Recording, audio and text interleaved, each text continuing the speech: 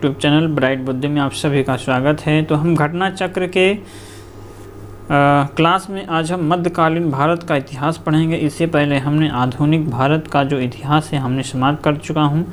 ये बीपीएससी पूर्व अवलोकन है जो टीआरई 4.0 के लिए बहुत ही इम्पोर्टेंट क्लास है। तो आप इसको देख सकते हैं, बार बार रिवीजन कर सकते हैं देख करके। और आधुनिक भारत का इतिहास कंप्लीट हो चुका है तो आप जा कर के उसके एमसीक्यू को लगाइए और उसके एक्सप्लेनेशन को आप देख सकते हैं। वीडियो अच्छा लगे तो लाइक कमेंट शेयर जरूर कीजिए अपने हित में दोस्तों के साथ। जो पहली बार आए हों चैनल को जरूर सब्सक्राइब कीजिए क्योंकि ये बहुत इंपॉर्टेंट क्लास है टीआरई 4.0 के लिए। तो चलिए शुरू करते हैं। भारत पर मुस्लिम आक्रमण। बिहार का प्रथम मुस्लिम विजेता कौन था? तो बिहार का प्रथम मुस्लिम विजेता जो थे ये बख्तियार खिलजी था। कौन? बख्तियार खिलजी। मोहम्मद गौरी के एक साधारण दास इख्तियारुद्दीन मोहम्मद बिन बख्तियार खिलजी ने 1193 ईस्वी से लेकर 1202 के मध्य बिहार की विजय की और नालंदा एवं विक्रमशिला बिहार को तहस नहस कर राजधानी उदयपुरी पर कब्जा कर लिया। उसने 1198 से 1203 के आसपास बंगाल पर आक्रमण किया। उस समय वहां का शासक लक्ष्मण सेन था। वो बिना युद्ध के ही भाग निकला और तुर्की सेना ने राजधानी नदिया में प्रवेश कर बुरी तरह लूटपाट की। राजा की अनुपस्थिति में नगर में आत्मसमर्पण कर दिया और लक्ष्मण सेन ने भागकर दक्षिणी बंगाल में शरण ली और वहां कुछ समय तक शासन करता रहा। प्रसिद्ध पर्शियन इतिहासकार मिनहाजुद्दीन सिराज ने अपनी पुस्तक तबकात-इ-नसीरी में बिहार में उसके हमलों के बारे में विस्तार से वर्णन किया है। तो जो ये पुस्तक है लिखा हुआ है तबकात-इ-नसीरी, ये मिनहाजुद्दीन मिराज ने सिराज का बुक का नाम है।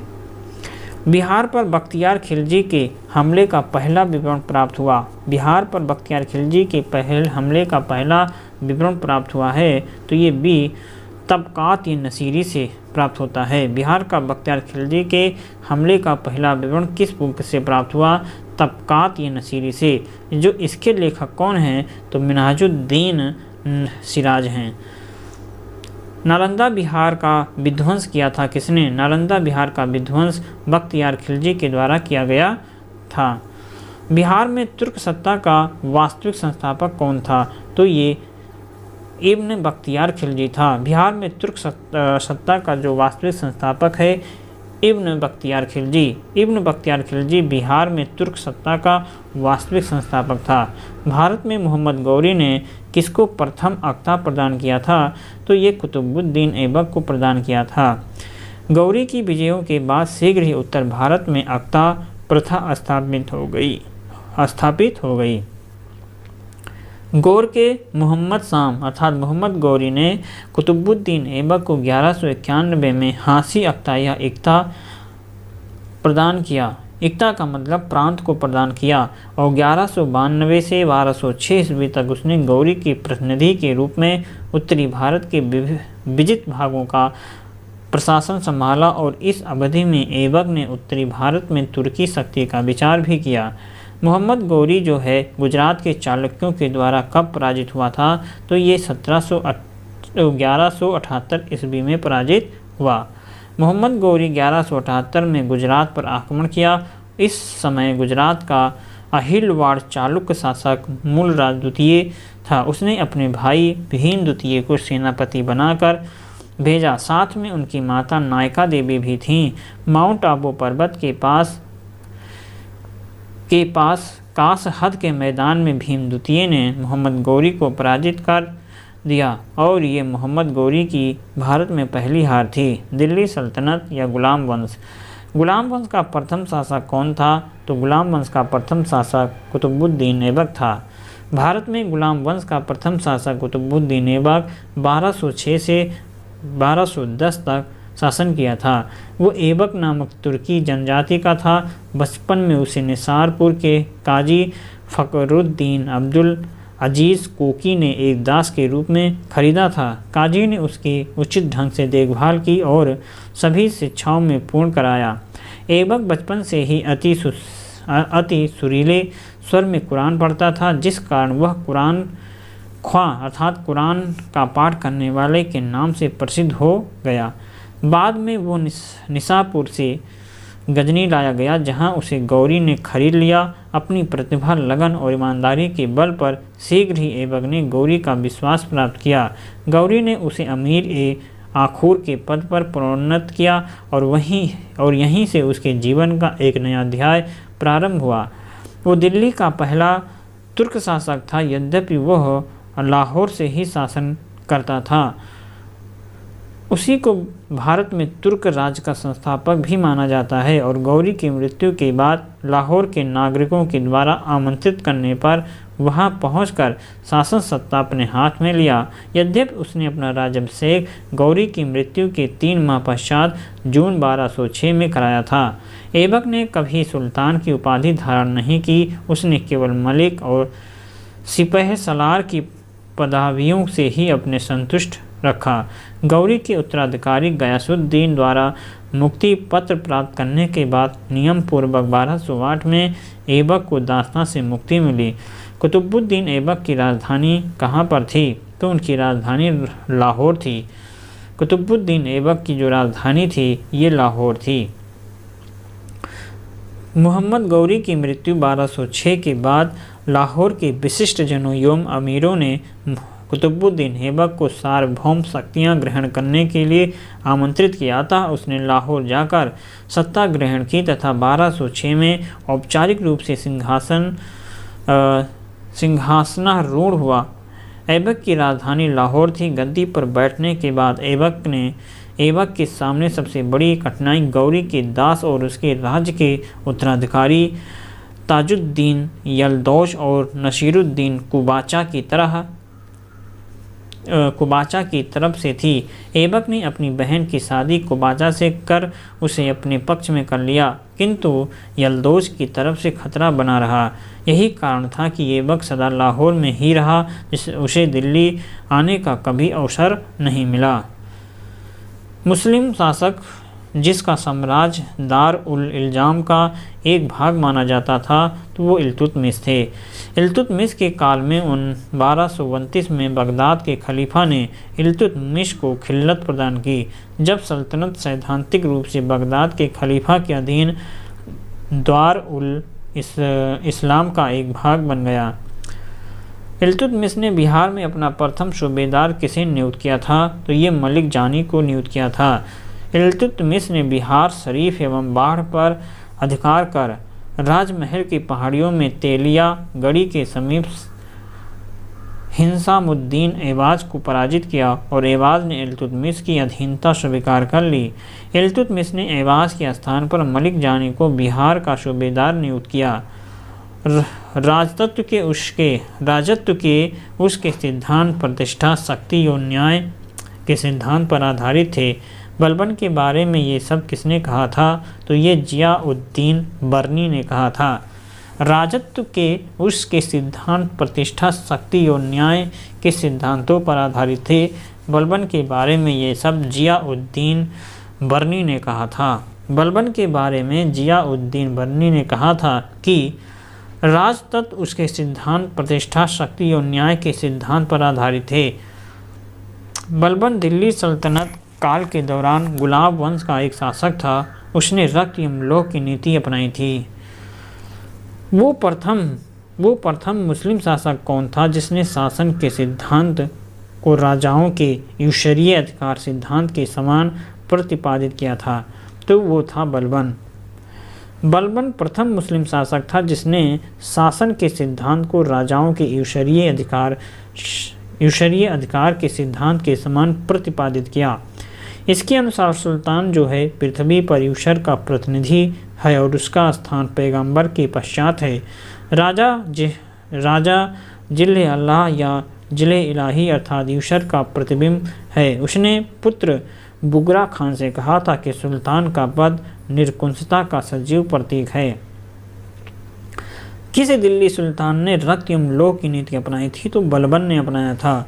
बलबन के विषय में कहा गया है कि उसने रक्त और लोह की नीति अपनाई और बलबन के राजत्व सिद्धांत की 2 मुख्य विशेषताएं थी। पहला था कि सुल्तान का पद ईश्वर के द्वारा प्रदत्त होता है और द्वितीय सुल्तान का निरकुंस होना आवश्यक है। इसके अनुसार सुल्तान पृथ्वी पर ईश्वर का प्रतिनिधि है और उसका स्थान पैगंबर के पश्चात है। सुल्तान को कार्य करने की प्रेरणा और शक्ति है ईश्वर से प्राप्त होती है। इस कारण जनसाधारण या सरदारों को उसके कार्यों की आलोचना का अधिकार नहीं है। तुगरिल खान ने किसके शासनकाल के दौरान विद्रोह किया था? तो ये बलबन के शासनकाल में विद्रोह किया था। तुगरिल खान ने बलबन के काल में विद्रोह किया था। यह विद्रोह बंगाल में अमीन खान की नियुक्ति के विरोध हुआ था। कालांतर में बलबन के बंगाल अभियान से डर करके तुगरिल खान भाग गया। इनमें से किसने भारत में फारसी त्यौहार नवरोज़ की शुरुआत हुई थी? तो ये बलबन। इनमें से किसने भारत में फारसी त्यौहार नवरोज़ की शुरुआत हुई? तो बलबन के समय गयासुद्दीन बलबन, जिनका कार्यकाल 1266 से 1286 तक था, ने भारत में ईरानी त्यौहार नवरोज़ को मनाने की प्रथा आरंभ की। नवरोज़ ईरानी नव वर्ष है जिसे फारसी नव वर्ष के रूप में जाना जाता है। बलबन ने अपने दरबार में सिजदा तथा पायबोस प्रथा की भी शुरुआत की, जो फारसी परंपरा का अनुकरण करता है। खिलजी वंश। खिलजी वंश का प्रथम शासक कौन था? तो जलालुद्दीन खिलजी जो है ये खिलजी वंश का प्रथम शासक था। जलालुद्दीन खिलजी ने 1290 में खिलजी वंश की स्थापना की। उसने अपना राज्याभिषेक 1290 में कैकूबाद के द्वारा बनाए गए अपूर्ण किले खरी के महल में करवाया था। Doctor A.L. श्रीवास्तव के अनुसार जलालुद्दीन खिलजी दिल्ली का प्रथम तुर्की सुल्तान था जिसने उदार निरकुंसवाद के आदर्श को अपने सामने रखा। अलाउद्दीन दिल्ली का प्रथम तुर्की सुल्तान था जिसे धर्म को राज्य के अधीन लाने का और ऐसे घटकों से परिचय कराने का श्रेय जाता है जो सैद्धांतिक रूप से राज्य को धर्मनिरपेक्ष बनाते हैं। ये शब्द किसने लिखे थे?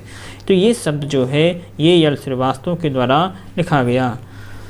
A.L. श्रीवास्तव अलाउद्दीन खिलजी के बारे में लिखते हैं कि अलाउद्दीन दिल्ली का प्रथम तुर्की सुल्तान था जिसे धर्म को राज्य के अधीन लाने का और ऐसे घटकों से परिचय कराने का श्रेय जाता है जो सैद्धांतिक रूप में राज्य को धर्मनिरपेक्ष बनाते हैं। जब उसने राजत्व प्राप्त किया तो वह शरीयत के नियमों और आदेशों से पूर्णतया स्वतंत्र था। बर्नी ने ये कथन किस सुल्तान के लिए कहा था? तो ये अलाउद्दीन खिलजी के लिए कहा था। जियाउद्दीन बर्नी ने उक्त कथन अलाउद्दीन खिलजी के लिए कहा। अलाउद्दीन खिलजी जो है अलाउद्दीन दिल्ली का पहला सुल्तान था जिसने धर्म पर राज्य का नियंत्रण स्थापित किया। इस संदर्भ में अपनी नीति की व्याख्या करते हुए वो स्वयं कहता है कि मैं नहीं जानता कि कानून की दृष्टि से क्या उचित है और क्या अनुचित। मैं राज्य की भलाई अथवा अवसर विशेष के लिए जो उपयुक्त समझता हूँ उसी को करने की आज्ञा देता हूँ। अंतिम न्याय के दिन मेरा क्या होगा मैं नहीं जानता। अलाउद्दीन ने राजपद के विषय में बलबन के विचार को पुनः जीवित किया और राजा की सार्वभौमिकता में विश्वास रखता था जो पृथ्वी पर ईश्वर का प्रतिनिधि मात्र है। उसने अपनी शक्ति की वृद्धि के विषय में खलीफा की अनुमति लेना आवश्यक नहीं समझा।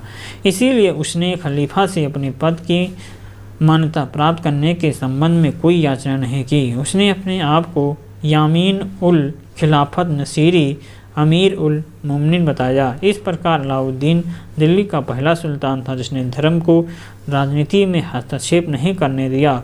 अलाउद्दीन उलेमा वर्ग के प्रभाव से मुक्त रहा। अलाउद्दीन खिलजी के प्रसिद्ध सेनापतियों में किसकी मंगोलों के विरुद्ध लड़ती हुई मृत्यु हो गई थी? जो जफर खान का हो गया था। अलाउद्दीन का प्रसिद्ध सेनापति जफर खान मंगोलों के विरुद्ध लड़ता हुआ मारा गया जो अपने समय का श्रेष्ठ और साहसी सेनापति था। जफर खान के शौर्य और भारतीय सेना की दृढ़ता से मंगोल इतने प्रभावित हुए कि वे उसी रात को 30 कोस पीछे हट गए और वापस चले गए। रानी पद्मिनी का नाम अलाउद्दीन की चित्तौड़ विजय से जोड़ा जाता है। उनके पति का नाम क्या था? तो उनके पति का नाम राणा रतन सिंह था। पद्मिनी की कहानी का आधार 1540 ईस्वी में मलिक मोहम्मद जायसी के द्वारा लिखित काव्य पुस्तक पद्मावत है। इसके अनुसार पद्मिनी चित्तौड़ के राणा रतन सिंह की अत्यंत सुंदर और विदुषी पत्नी थी। अमीर खुसरो ने सुलेमान और रानी सैबा के प्रेम प्रसंग का उल्लेख अपने ग्रंथ में किया था। अमीर खुसरो ने सुलेमान और रानी सैबा के प्रेम प्रसंग का उल्लेख अपने ग्रंथ में किया था। उसने अपने संकेतों में अलाउद्दीन की समता सुलेमान से तथा पद्मिनी की तुलना सैबा से की थी। संभवतः इसी आधार को मान करके मलिक मोहम्मद जायसी ने पद्मावत की रचना की और राणा रतन सिंह की रानी पद्मिनी की कहानी बनी। अलाउद्दीन खिलजी के आक्रमण के समय देवगिरी का शासक कौन था? अलाउद्दीन खिलजी के आक्रमण के समय देवगिरी का शासक कौन था? तो रामचंद्र देव थे। अलाउद्दीन के आक्रमण के समय देवगिरी का शासक रामचंद्र देव थे और 1296 में देवगिरी के शासक जो हैं रामचंद्र देव ने अलाउद्दीन के सफल आक्रमण से बाध्य होकर के उसे प्रति वर्ष एलिचपुर की आय भेजने का वादा किया था, परंतु 1305 ईस्वी तथा 1305 ईस्वी अथवा 1306 ईस्वी में उसने उस कर को दिल्ली नहीं भेजा, जिस कारण 1307 ईस्वी में अलाउद्दीन ने मलिक गफूर के नेतृत्व में एक सेना देवगिरी पर आक्रमण करने के लिए भेजी। राजा रामचंद्र देव युद्ध में पराजित हुआ और उसने आत्मसमर्पण कर दिया। किस सुल्तान के काल में खलीसा भूमि अधिक पैमाने में विकसित हुई थी? तो अलाउद्दीन खिलजी के समय में। अलाउद्दीन की राजस्व और लगान व्यवस्था का मुख्य उद्देश्य एक शक्तिशाली और निरंकुश राज्य की स्थापना करना था। उसने उन सभी व्यक्तियों से भूमि छीन ली जिन्हें वह मिल्क तथा वक्फ आदि के रूप में मिली थी। फलतः खलीसा भूमि अधिक पैमाने पर विकसित हुई। किस सुल्तान ने जमीन में फसल की नफाई का आधा राजस्व के रूप में दावा किया? तो वो था अलाउद्दीन खिलजी। अलाउद्दीन खिलजी दिल्ली सल्तनत का पहला सुल्तान था जिसने भू राजस्व नीति में कुछ परिवर्तन किए थे। उसने उपज का 50% भू राजस्व के रूप में निश्चित किया, जिसे अनाज के रूप में लेने के लिए जोर दिया गया। इससे पूर्व बलबन और इल्तुतमिश ने भू राजस्व उपज की 1/3 दर से अधिक नहीं लिया था और मोहम्मद बिन तुगलक के काल में भी भूमि कर की दर अलाउद्दीन की भांति 50% ही थी। लेकिन जहां अलाउद्दीन ने राजस्व निर्धारण भूमि पैमाइश के आधार पर किया था, वहीं मोहम्मद बिन तुगलक ने बिना पैमाइश के अनुमान के आधार पर राजस्व निर्धारित किया। यद्यपि इस प्रश्न में विकल्प सी और डी दोनों सही है, किंतु बिहार लोक सेवा आयोग ने अंतिम उत्तर कुंजी सी को ही माना है। मलिक गफूर। अलाउद्दीन खिलजी के द्वारा द्वार समुद्र की विजय के लिए किसे नियुक्त किया गया था? तो ये मलिक काफूर को नियुक्त किया गया। अलाउद्दीन खिलजी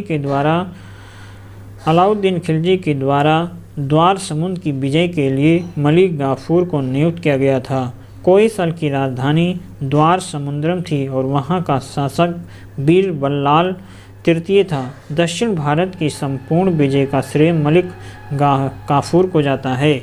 दक्षिण भारत की संपूर्ण विजय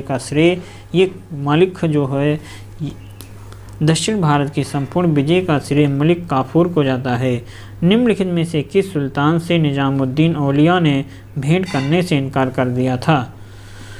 तो इसमें से बी ऑप्शन सही है। इसमें से कौन सा? बी, अलाउद्दीन खिलजी। शेख निजामुद्दीन औलिया ने 7 सुल्तानों का शासन देखा, जो कि एक के बाद एक सत्तासीन होते रहे, किंतु वे कभी भी किसी के दरबार में नहीं गए। सुल्तान अलाउद्दीन खिलजी ने शेख से मिलने का बहुत प्रयास किया, यहाँ तक उसने शेख के प्रिय शिष्य अमीर खुसरो के माध्यम से भी प्रयत्न किया, किंतु जब शेख को ज्ञात हुआ कि सुल्तान आने वाला है तो वे अजोधन चले गए। इस प्रकार औलिया ना तो सुल्तान से मिले और ना ही इनकार किया। दूसरी तरफ जब अलाउद्दीन ने उनसे मिलने की आज्ञा मांगी तो शेख ने उत्तर दिया कि मेरे मकान के 2 दरवाजे हैं, यदि सुल्तान एक द्वार आएगा तो मैं दूसरे के द्वारा बाहर चला जाऊंगा। उन्होंने अलाउद्दीन से मिलने से इनकार कर दिया था। वे महबूब इलाही के नाम से प्रसिद्ध थे। अलाउद्दीन खिलजी के आक्रमण के समय चित्तौड़ का शासक कौन था? ये राणा रतन सिंह थे। मलिक मोहम्मद जायसी के द्वारा लिखित काव्य पुस्तक पद्मावत, इसके अनुसार पद्मिनी चित्तौड़ के राणा रतन सिंह की अत्यंत सुंदर और विदुषी महिला पत्नी थी। अमीर खुसरो ने सुलेमान और रानी सैबा के प्रेम प्रसंग का उल्लेख अपने ग्रंथ में किया था और उसने अपने संकेतों में अलाउद्दीन की समता सुलेमान से तथा पद्मिनी की तुलना सैबा से की थी।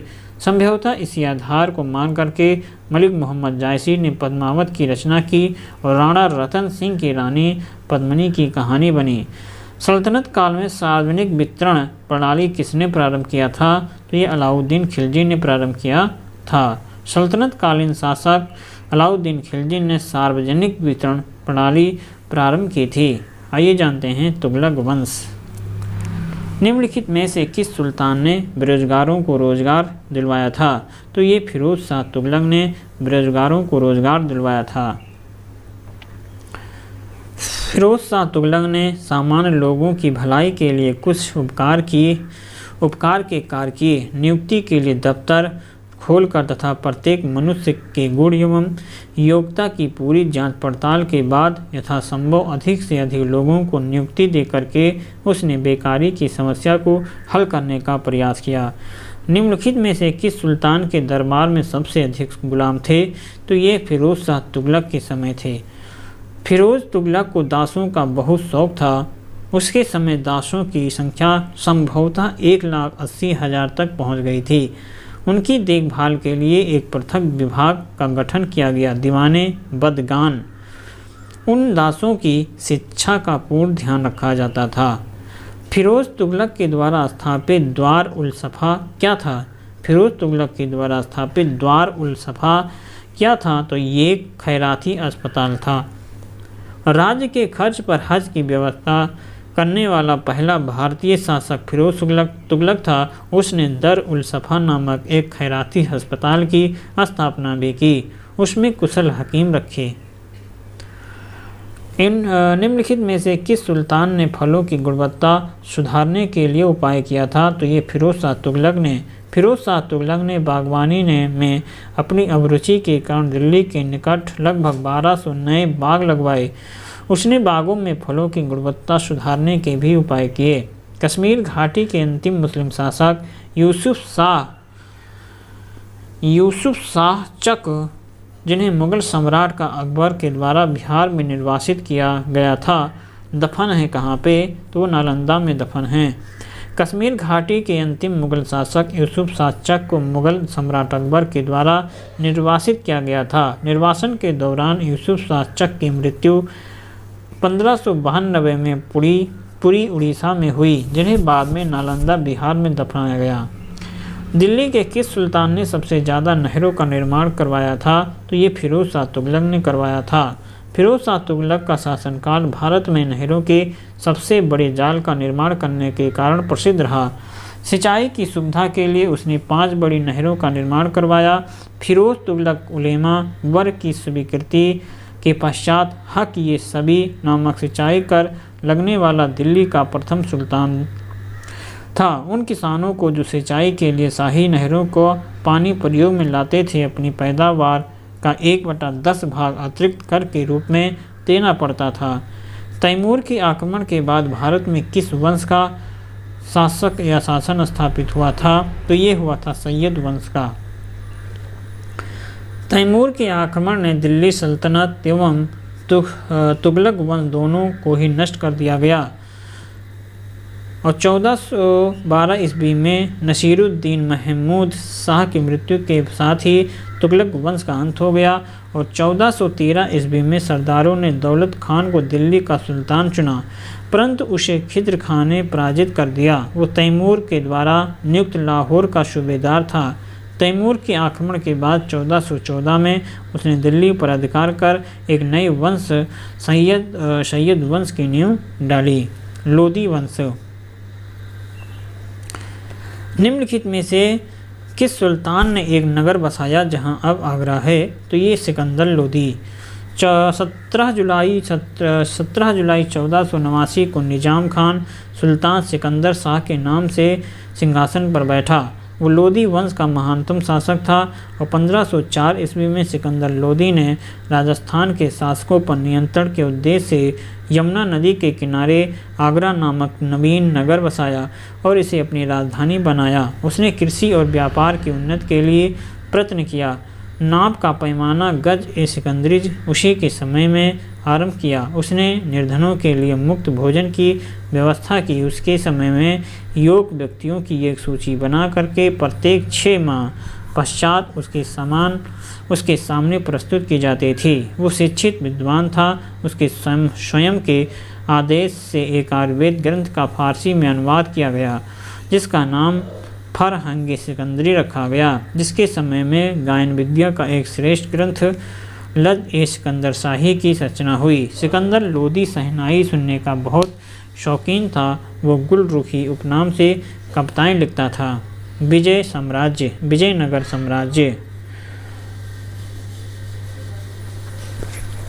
तो विजयनगर साम्राज्य के संस्थापक कौन थे? तो विजयनगर साम्राज्य के संस्थापक हरिहर बुक्का थे। हरिहर बुक्का। विजयनगर साम्राज्य की स्थापना मोहम्मद बिन तुगलक के शासनकाल में 1336 में हरिहर एवं बुक्का नामक 2 भाइयों के द्वारा किया गया था। इस राज्य की राजधानी हम्पी थी जो कि तुंगभद्रा नदी के किनारे स्थित है। विजयनगर के उस पहले शासक की पहचान करें जिसने बहमनियों से गोवा को छीना। तो हरिहर द्वितीय ने छीना था। 1377 में बुक्का की मृत्यु के बाद उसका पुत्र हरिहर द्वितीय सिंहासन पर बैठा। उसने महाराजाधिराज की उपाधि ग्रहण की। उसने कनारा, मैसूर और त्रिचन्नापल्ली, कांची आदि प्रदेशों को जीता और श्रीलंका के राजा से राजस्व वसूल किया। बहमनी राज से भी उसका संघर्ष हुआ। 1377 ईस्वी में सुल्तान मुजाहिद्दीन ने उसके राज पर आक्रमण किया किंतु सफल नहीं हुआ। हरिहर द्वितीय की सबसे बड़ी सफलता पश्चिम में बहमनी राज से बेलगांव व गोवा छीनना था। वो शिव का उपासक था।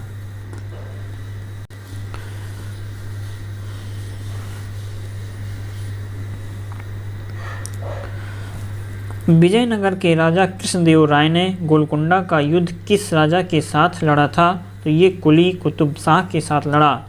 विजयनगर के राजा कृष्णदेव राय ने गोलकुंडा का युद्ध गोलकुंडा के सुल्तान कुली कुतुब शाह के साथ लड़ा था और गोलकुंडा में कुतुब शाही वंश की स्थापना कुली कुतुब शाह ने की थी। जब कृष्णदेव राय उड़ीसा के साथ युद्ध में व्यस्त था, वो कुतुब शाह ने विजयनगर की सीमा पर स्थित पांगल और गुट्टूर के दुर्ग पर आक्रमण किया और वारंगल, कोंडविदु आज के किले जीत लिए गए। इसके पश्चात उसने विजयनगर पर आक्रमण करने का प्रयास किया। कृष्णदेव राय और कुतुब शाह के बीच संघर्ष हुआ और कुतुब शाही सेना पराजित हुई। विजयनगर साम्राज्य की वित्तीय व्यवस्था की मुख्य विशेषता क्या थी? तो मुख्य विशेषता थी भू राजस्व। विजयनगर राज्य को विभिन्न स्रोतों से आय प्राप्त होती थी और यथा भू राजस्व, संपत्ति कर, व्यापारिक कर, व्यावसायिक कर, उद्योगों पर लगाए जाने वाले कर, सामाजिक और असामुदायिक कर तथा अपराधों के लिए आरोपित अर्थदंड, भूमि का भली भांति संरक्षण किया जाता था और उपज जो है 1/6 भाग भूमि कर के रूप में वसूल किया जाता था। शिष्ट अथवा भूमि कर नामक कर राज्य की आय का प्रमुख स्रोत था। केंद्रीय राजस्व विभाग को 98 कहा जाता था। विजयनगर साम्राज्य का अवशेष कहाँ मिलता है? ये हम्पी में प्राप्त होता है। हम्पी के खंडहर जो वर्तमान कर्नाटक में है, ये विजयनगर साम्राज्य की प्राचीन राजधानी का प्रतिनिधित्व करते हैं। विजयनगर काल में विरूपाक्ष मंदिर यहाँ पर अवस्थित है। हम्पी यूनेस्को की विश्व विरासत स्थल की सूची में भी शामिल है। फारसी यात्री अब्दुल रज्जाक भारत में किस राजा के शासनकाल में आया था? तो ये देवराय द्वितीय के शासनकाल में आया। फारसी राजदूत अब्दुल रज्जाक संगम वंश के शासक थे। शासक जो हैं देवराय द्वितीय के शासनकाल में विजयनगर आया था। इनमें से किस प्रसिद्ध शासक ने अपनी माता के नाम पर विजयनगर के पास नागालपुरम की एक उपनगरीय बस्ती की स्थापना किया था? तो कृष्णदेव राय के समय। कृष्णदेव राय ने विजयनगर साम्राज्य के तुगलक वंश का शासक था। इसे विजयनगर साम्राज्य का सर्वाधिक प्रतापी शासक माना जाता है। कृष्णदेव राय ने अपनी माता नागालंबा के नाम पर नागालंबपुरम, जिसे वर्तमान में नागालपुरम कहा जाता है, जो जोध आंध्र प्रदेश राज्य के तिरुपति जिले में स्थित है, की स्थापना की थी। सन 1556 में कौन सा प्रसिद्ध युद्ध हुआ था? तो ये तालीकोटा का युद्ध हुआ था। सन 1556 में तालीकोटा के प्रसिद्ध युद्ध में बीजापुर, अहमदनगर, गोलकुंडा और बीदर की संयुक्त सेनाओं ने विजयनगर को पराजित किया। इस संयुक्त सेना में केवल बरार शामिल नहीं था।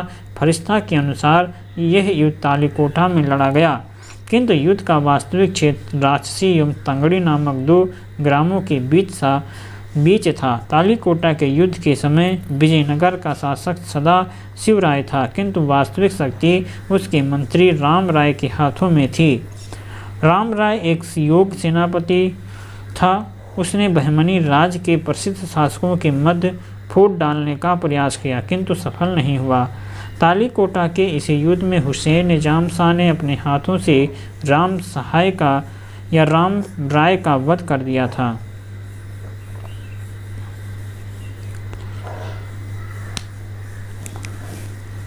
और यहाँ से दिल्ली सल्तनत और इसका जो प्रशासन है, तो ये हम दिल्ली सल्तनत और प्रशासन के बारे में अब हम नेक्स्ट वीडियो में देखेंगे और क्लास को पढ़ा जाएगा। वीडियो अच्छा लगे तो लाइक कमेंट शेयर कीजिए अपने हित में दोस्तों के साथ। और ये बीपीएससी तैयारी 4.0 के लिए बहुत इंपॉर्टेंट क्लास है, तो आप इसे ज़रूर लाइक कमेंट शेयर करें। चलिए तब हम मिलेंगे नई क्लास में, तब तक आप पढ़ते रहें, मस्त रहें। नमस्कार।